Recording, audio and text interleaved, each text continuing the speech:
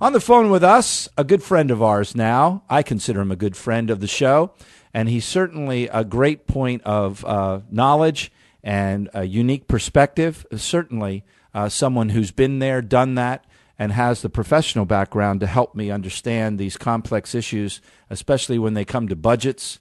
I'm talking about government and budgets and spending and taxes and on I could go. And we wish him the merriest of Christmas and thank him for the time he's given us this year as well as the time he's giving us today. And that's former Congressman from New York, Joe DioGuardi. Good morning, sir. Good morning, and a Merry Christmas and Happy Holidays to you and your listeners. I'm glad to be back on. I wish I had all the answers for you, Curtis. Boy, I tell you, we're in some mess. Joe, look. There was a lot of giggles and a lot of smiles, and it made a lot of hay, and it certainly, I could sit and talk about how despicable the whole Solyndra situation was. But this is, again, what it showed, that government bureaucrats appointed by, through a process of political appointees, that's what they are, right, will do anything, include violate federal law, to tell the truth and disclose the truth. Now, that's just one small example. Yep. And I believe, it is my belief, that that's how the entire government is being run. I'm sorry, and that may sound cynical, but no, because everybody at every level, top down, bottom up, is trying to protect their job and protect the guy that's trying to protect their job. Absolutely, and that's what's going on right now with respect to the extension of the payroll benefits, the unemployment tax benefits. I mean, a good policy would be you never do anything for 2 months.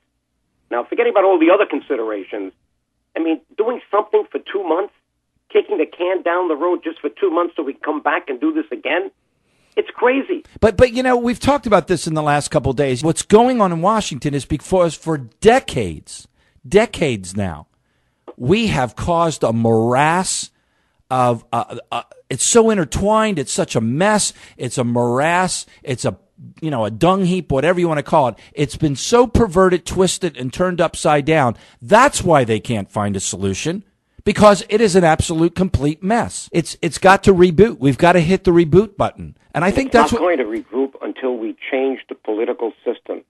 We are totally mesmerized today by these elections. That's all we're hearing. This year with the presidential election, we may not have another budget. We've gone 2 years without a real budget. That's why we have these continuing resolutions, just to come up with enough money to keep the government going. We need one term for president, 6 years. We need a term for Congress in the House of 4 years, not 2. And leave the Senate at 6, but put term limits of 12 years on each of the houses. 3 House terms, 4 years each, 2 Senate terms, 6 years each, and 1 presidential term, not 4 years, but 6 years, so we get these political consultants out of our hair, because all they want is to spend more money on the political process so they can, make a lot of money, but it is distracting us from what we have to do. China is not distracted.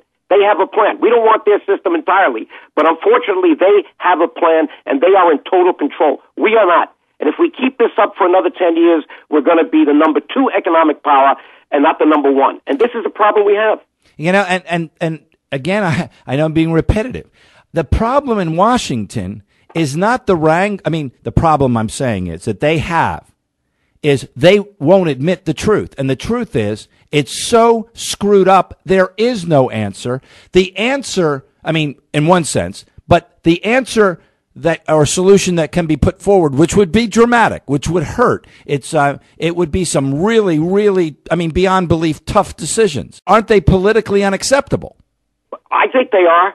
But this is why you have such a polarized country. Yeah. Got the media now dominating the message. So you've got some media on the very right side, some media on the very left, whether it's the Tea Party or Occupy Wall Street, and middle America is not being heard. Yeah. And we're not getting things done the way we should. Now, don't laugh at me, Joe. Don't laugh at me.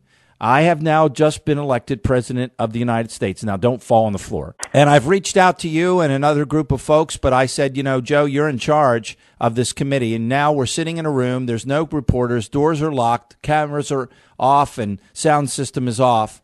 And I ask you, look, this thing is huge, massive. It's complex. We've left things go far too long. We know all that.